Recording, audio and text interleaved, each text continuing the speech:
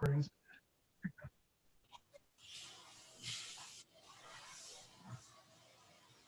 afternoon. It's Barb McCaffrey here at the Alberta Medical Association Accelerating Change Transformation Team, and we invited you today to participate in this webinar. Looks like we got a bit of a slow start, but we'll get started because we have half an hour today, and what we are sharing with you is the EMR mapping in Wolf EMR associated with CII CPAR. To begin with, I just wanted to orient you to some tools and information that is available on our web page. And this would support you, and this is where the material is coming from today. So if you're not familiar, the information is on our ACT website. And the website is act.albertadoctors.org, and that will take you into the CII CPAR webpage. And goes to the ACT homepage, and to get to the CII CPAR webpage, there's many ways to get there, but this is one of the easy ways. And then once you're here, we have a couple of web pages. We have the primary care tools and resources page, practice facilitators. This one is just arranged specifically for practice facilitators and specialist tools as well. So if we go to the primary care page, you'll see that it is organized by just the grouping of tools. And in the readiness tools section, you'll see that there's an orientation presentation for CI CPAR for each EMR. And as well, there is some accompanying recommended documents that go with that. And for each EMR, we have a mapping guide and an accompanying community encounter digest that goes with that. And there's also the guide written by TELUS Health that will support clinic implementation. And I just want to point out, so this is a data mapping one-pager that we have. This is easily printable on legal size paper or the larger ledger size paper. And this is a really good handout to leave a clinic. We've got a one-pager and a two-pager. The two-pager, the images are just larger, and this is a handy thing to leave behind. And as a reference for a clinic, either that's interested or ready to go live on CI CPAR. What goes with this is we've created a community encounter digest that matches those mapped fields. So each of the fields shown on the previous document map to this, and this helps to explain the mapping for CI CPAR. So these are some useful resources that you have available to you. I am going to now switch over and show you the PowerPoint presentation that will allow us to talk about the mapping in Wolf and how it works with CII CPAR. So before a clinic goes live, we have some pre-go live tips that will assist them with some of the processes that have to happen. First of all, each EMR, once a clinic there signs up with eHealth support services, there's also some setup or configuration that has to take place in the EMR itself. The information on how to do this is in detail in the guide written by TELUS, but I'm going to highlight some of those points right now. First of all, regardless if a clinic is using TELUS EMR Mobile, they do have to accept the terms and conditions just because some of the functionality with CI CPAR is done through that technology. There has to be some configuration done, and it's usually somebody with administrative privileges at the clinic that has to do that. Each provider and team member that enters data should review the EMR mapping and understand how to prevent encounter data from sending as well, what their options are in those areas. When it comes to panel information, each CPAR panel patient must have a status, and we'll talk about the configuration of that. And the clinic team should be running a list before go live to have a really good understanding of those panels that will be uploaded to the Central Patient Attachment Registry. As well, the clinic site liaison, which is often the clinic manager, receives panel numbers and a facility ID that they would have anyway, but the panel numbers have to be entered in for each participating provider that has signed up for CII CPAR. In a reminder, reviewing a panel list before sign up, each panel that gets loaded, each patient on a panel that gets loaded to the Central Patient Attachment Registry has to have a last visit date and a data verification date. Otherwise, they won't load at all. To configure which statuses load up to the Central Patient Attachment Registry, the clinic team can configure that themselves through patient status maintenance. And it's about clicking this new paneled box for each status they wish to be included into the Central Patient Attachment Registry. Another tip before go live is to run the list and review it, and be careful to view that each patient has a last visit date and a patient data verified date. And the panel administrator, that's the person that is responsible for managing the panel at the clinic, is aware of how many will be uploaded to the Central Patient Attachment Registry. Also, there is some configuration to do with consult reports. And if a provider at the clinic is submitting consult reports, there is some configuration for that. And it involves configuring a smart form to have the type consult report. And those are the consult report types that will go to Netcare. And the ones that don't have that will not. Okay, let's look at the mapping for Wolf clinics participating in CII CPAR. 3 types of information upload. Let's look at the first type of information. This is called encounter information. Designated mapped fields in the EMR upload on a nightly basis from the EMR to Alberta Netcare and form something called the Community Encounter Digest. And those data elements get copied to something called the Healthcare Data Repository. This is a database in Alberta that collects data for the purpose of quality improvement and system planning. And just so you know, it is governed by the Health Information Data Governance Committee. So where is that document called a Community Encounter Digest? A new folder was created a couple of years ago at the beginning of CII, and this is called a Community Reports folder. And it is available in the tree here that you can see in Alberta Netcare. So what does a Community Encounter Digest look like, and what does it contain? So first of all, from the day of go live moving forward, the designated data elements move to Netcare to form this document. And every Albertan who has been to a clinic already that is enabled for community information integration has one of these in their record. So the first section is the encounter section, and it provides the encounter date, location, the name of the provider that saw the patient, importantly, reason for encounter, and the assessment given by the provider.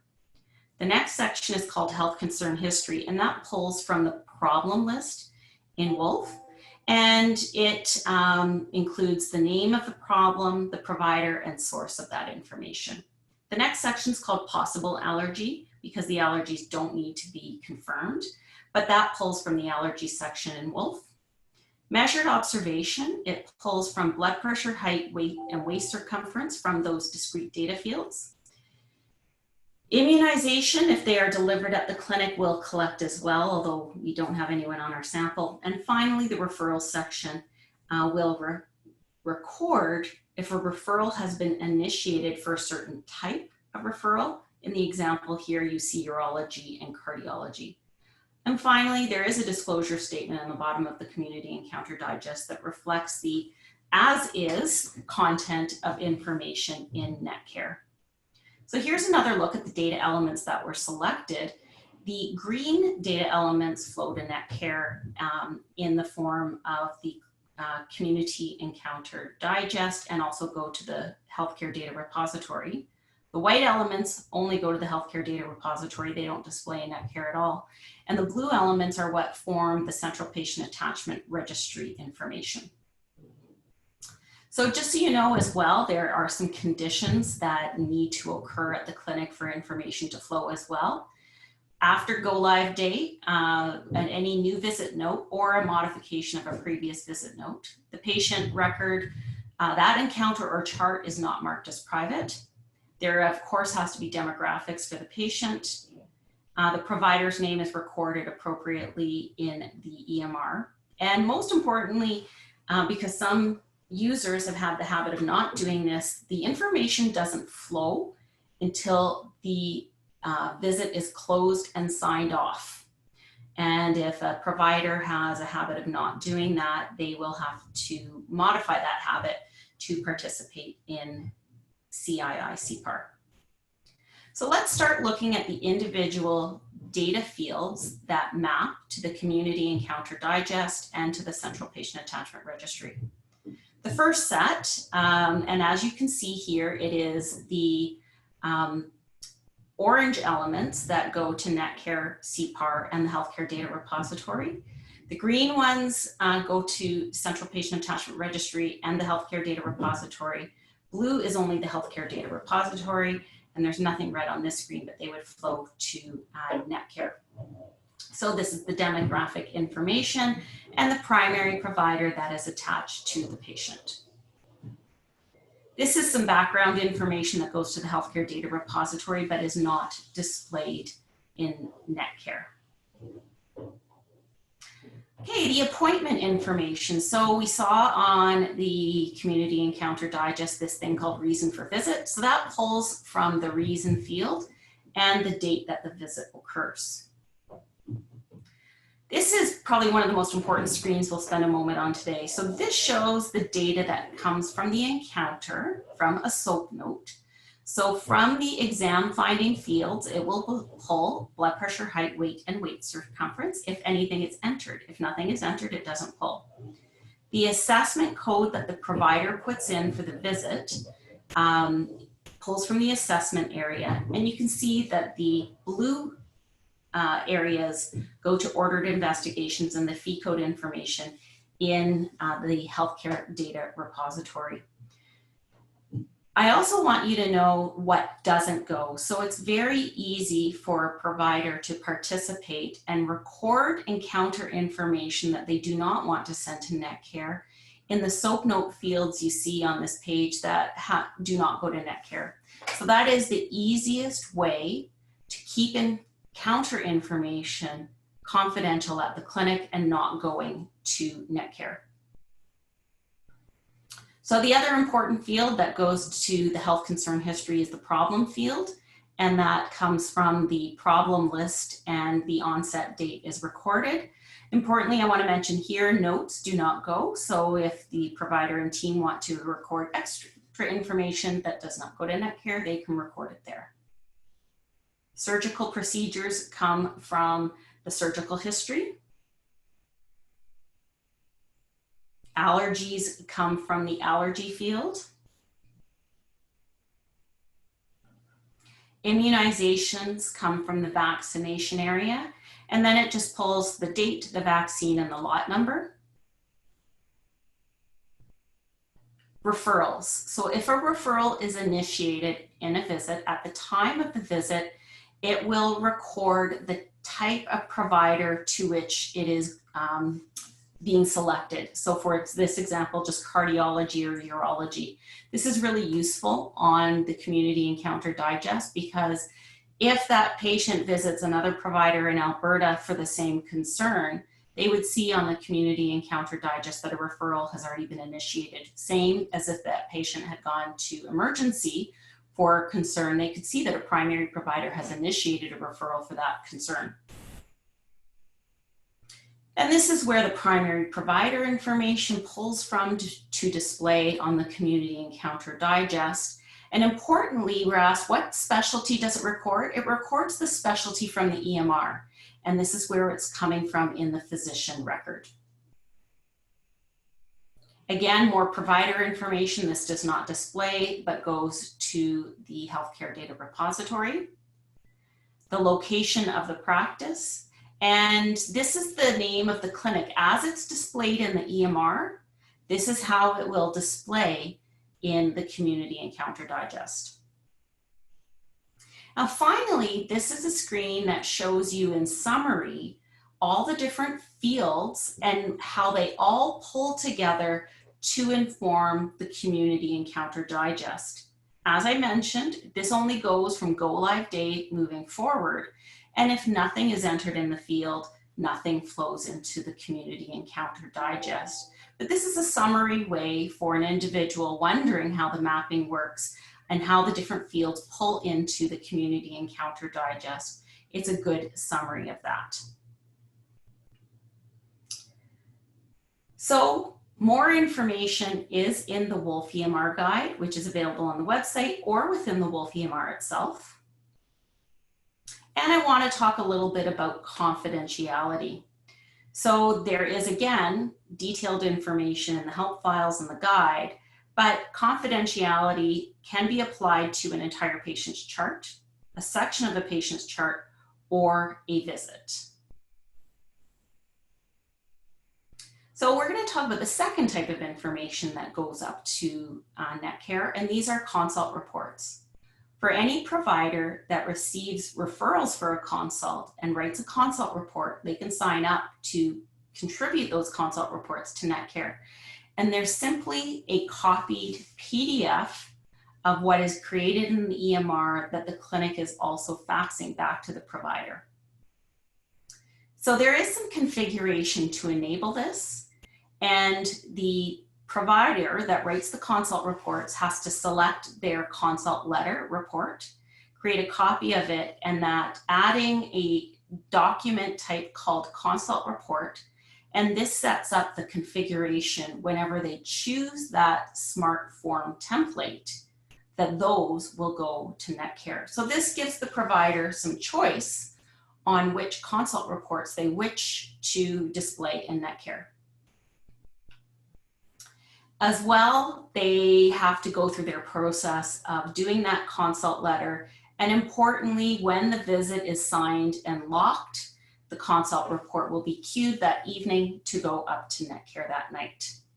Again, any consult letter templates without the document type called consult report won't leave the clinic. And where do they sit?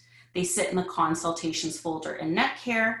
But this is a folder that most providers and team members are familiar with.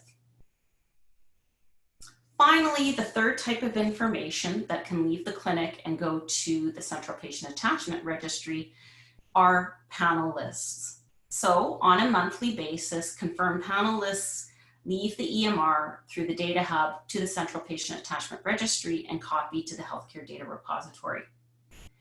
From the Central Patient Attachment Registry, the clinic receives two types of reports in return.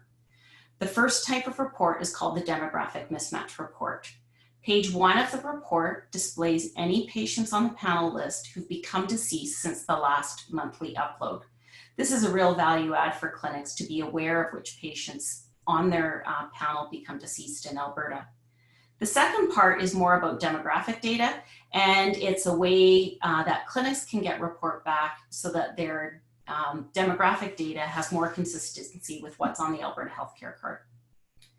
Finally, the other report is called the Panel Conflict Report, and it displays back for the participating provider names of their patients who are paneled to another participating CPAR provider anywhere in Alberta. It also displays the last confirmation date and the last visit date for both parties. And this is an enabler to identify those patients who have said yes to the panel question to more than one provider in Alberta. So how do those panel reports upload? On the 10th of the month, they upload automatically from the Wolf EMR. If there are any upload errors, they're available for the person that can log into the Central Patient Attachment Registry. We call them the panel administrator. The next day they can log in and see those reports. The demographic mismatch report is available for them to download 2 days later.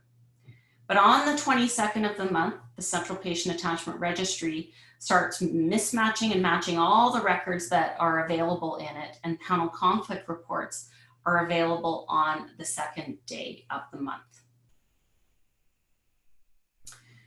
So an important thing we want to emphasize here are e-notifications. E-notifications are live in Wolf EMR, and what they enable is they inform the participating primary provider, so that's a physician or nurse practitioner, when one of their CPAR paneled patients has an emergency department visit with discharge, hospital admission, hospital discharge, or day surgery. A notice is sent and it's pushed out daily at 6 a.m. and 2 p.m. and it arrives in the same place in the EMR as investigations and documents. They need to be imported just like lab reports. Importantly, any team member with lab result can see e-notifications, and the work of responding to them can be teamwork, not just physician work. I'm going to increase the size of what you were just seeing. This is the document in basket for a provider displaying, this is mock data of some e-notifications. Keyword 1, 2, and 3 provide high value instant information of what those e-notifications are, and they can see what patient they are for as well. Once a notification is opened, the document also, of course, stays in the document tab, whether it's opened or not, actually in the patient record. But once it's opened, here's a mock-up of what it can look like. It contains the patient demographic information, the facility and location, the date and time that the event occurred. If it's available from Alberta Health Services, they learn the attending provider and admission reason. And if that patient is paneled to more than one primary provider in the Central Patient Attachment Registry, all are notified, and the provider sees who's notified on the e-notification as well. E-notifications are the right now we're hearing the highest value proposition for participants in CII CPAR, and providers are very excited, and we have many stories on our website sharing the value of getting very timely information. Again, they come 7 days a week from any Alberta Health Services facility in Alberta back to the primary provider. There is an exception. We have most day surgery sites in Alberta are participating, but not 100% at this time. And it's really more of a, it's a data thing rather than willingness to participate. So that is where we are at for the mapping and functionality for e-notifications and CII CPAR for Wolf EMR. At this point, if you have any questions, I'm looking at the chat, I don't see any. But this is a good time to pause and ask those questions either in the chat, or you can take yourself off mute and ask the question.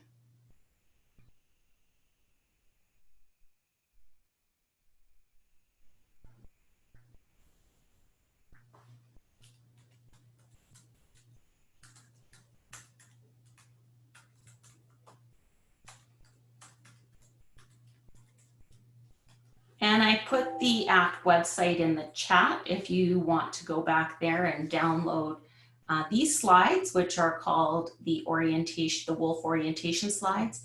You can also find them in the mapping section of the website, and you can download the guide as well as the mapping one-pager or two-pager and the accompanying community encounter digest that works with that to show which fields map.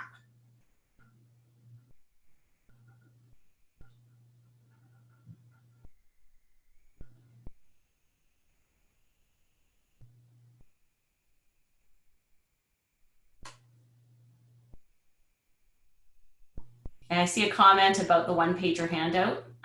Thanks. Yeah, and I hope you are able to use it. And they do print nicely on legal size paper, or if you're able to get to an office where you can print them on ledger size paper, they're quite handy. I also encourage the use of that just at go live because it reminds everybody where those fields are coming from. And then there's no surprise as to what appears in the Community Encounter Digest and Netcare, and also what doesn't go. So the clinic can be aware of what stays in the clinic.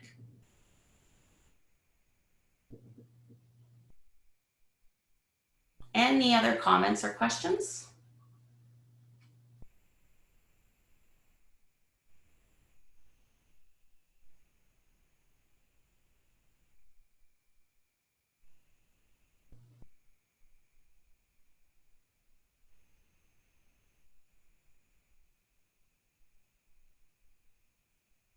So thanks very much for participating and spending your lunch, a little bit of your lunchtime with us today.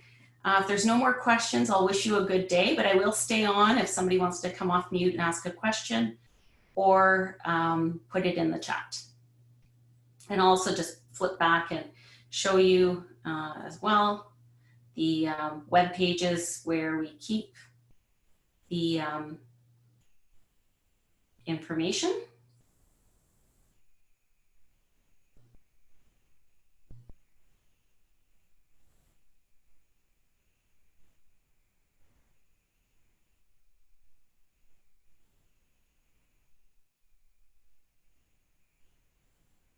And this is the web page where you can find that information on the ACT website.